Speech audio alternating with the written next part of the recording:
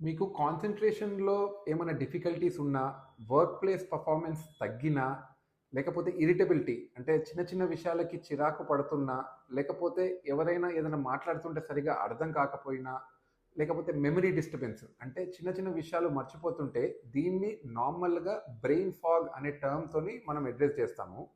అంటే brain fog అంటే nothing but overall performance of the brain అన్నది ఏదో కారణం వల్ల తగ్గటం.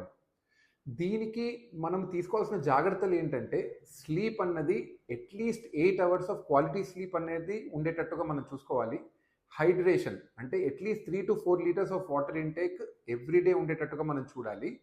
3 గుడ్ న్యూట్రిషియస్ ఫుడ్. అంటే ఫుడ్‌లో అన్నీ కూడా అంటే వెజిటబుల్స్, మినరల్స్, ప్రోటీన్ ఇవన్నీ కూడా సరైన ప్రపోర్షన్‌లో ఉండేటట్టుగా మనం చూడాలి. అండ్ నాలుగోది physical activity. At least 5 days a week ఒక half an hour to 40 minutes of physical activity అన్నది ఉంటే, ఇవన్నీ కరెక్ట్‌గా మనం చేస్తే ఈ బ్రెయిన్ ఫాగ్ అన్నది లేకపోతే ఆ ఇరిటబిలిటీ, కన్‌ఫ్యూజన్ ఇలాంటివి రావటం అన్నది చాలా తక్కువగా ఉంటుంది.